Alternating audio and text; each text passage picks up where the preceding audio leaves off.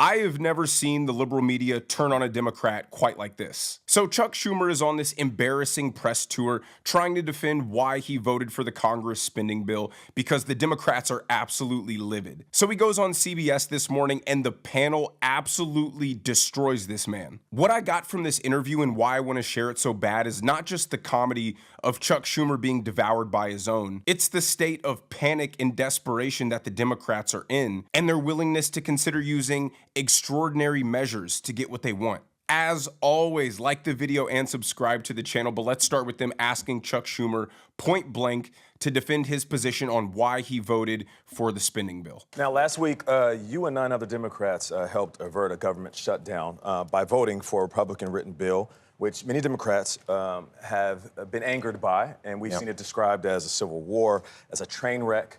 Many Democrats believe, you know, if you have a government shutdown, that will force President Trump and Republicans to the negotiating table. Why not use your vote to push back and fight? Because the idea that they would go to the negotiating table is they don't do it. This is a new group. This is not the old group. Let me explain.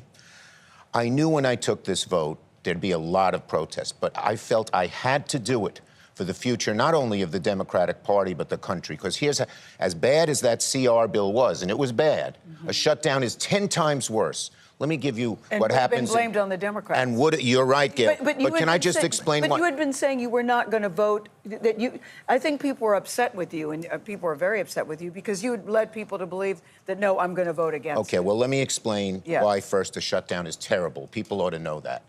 The executive branch, in this case, Musk, Doge, and this horrible guy Vogt, who have no concern for working people, would have had sole power to determine what opens and what closes. They determine what is essential. You can't go to court.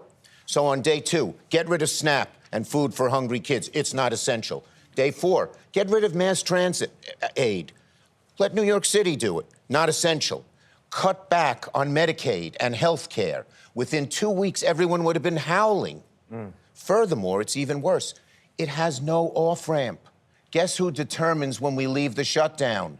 The Republicans. And let's not forget how bad they are. Let's not forget how bad they are. These people have their lowest approval rating ever. They're in complete disarray. Yet they think that the strategy that is going to get them out of this mess is to continue to insult American citizens. I am convinced that the Democrats are such sore losers that they're willing to push the country to the brink of civil war. The Democrats have put themselves in a predicament where they've tried to convince all of their supporters that the other side is actively dismantling the fabric of American society. Their lack of good ideas and policies has made them resort to this kind of name-calling and fear-mongering that would lead their supporters to believe that the appropriate response from these politicians is something aggressive and drastic. And now that their base has clearly adopted their characterization of the current political climate as catastrophic, the Democrats are mad that their constituency is demanding some sort of appropriate response from them.